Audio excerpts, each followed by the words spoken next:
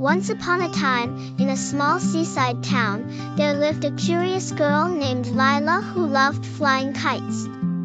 Her favorite was a bright red kite with golden threads that shimmered in the sunlight.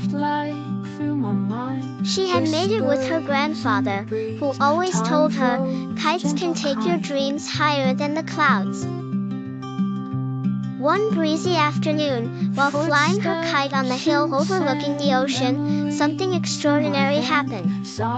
A sudden gust of wind pulled her kite higher and higher until the golden threads began to glow brightly. Before Lila could react, the kite tugged at her hands, and suddenly, whoosh, she was lifted off the ground. When Lila opened her eyes, she found herself in a magical place.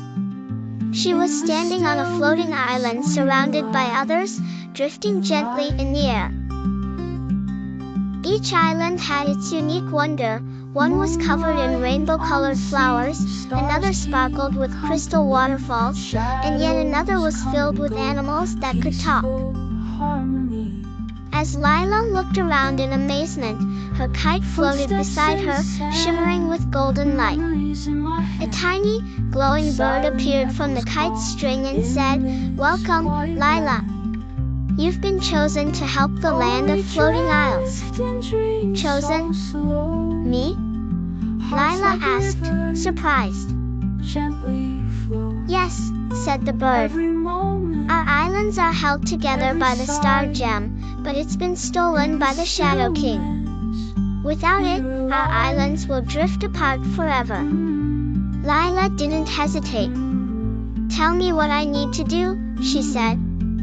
The bird guided her to a shimmering bridge that connected the islands.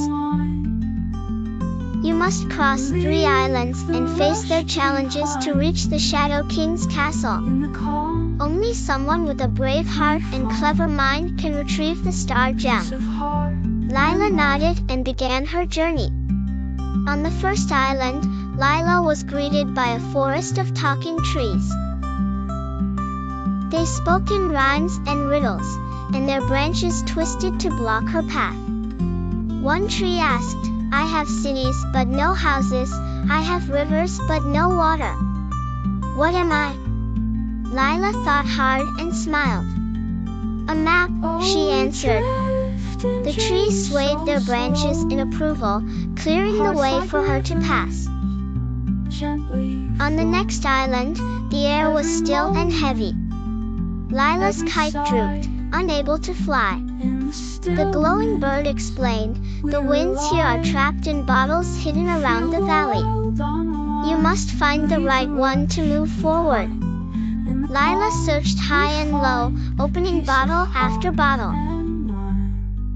Some released tiny breezes, others whistling gales.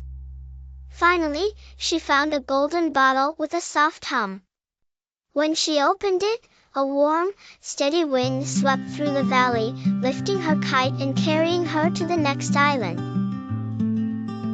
The third island was dark and cold, with a narrow bridge leading to a castle. As Lila stepped onto the bridge, shadowy figures appeared, whispering doubts and fears. "You're too small to succeed," one shadow hissed. "You'll never find the star gem," said another. Lila felt scared but remembered her grandfather's words about kites and dreams. She held her kite tightly, and its golden threads began to glow brighter, pushing the shadows away. Step by step, she crossed the bridge.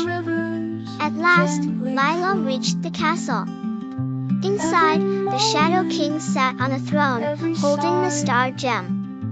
He was a tall figure made entirely of swirling darkness. "You dare to challenge me?" he boomed. "I'm not afraid," Lila said firmly. "The star gem doesn't belong to you." The Shadow King laughed. "If you want it, you must prove your worth. Show me the strength of your heart." The Shadow King unleashed a whirlwind of illusions.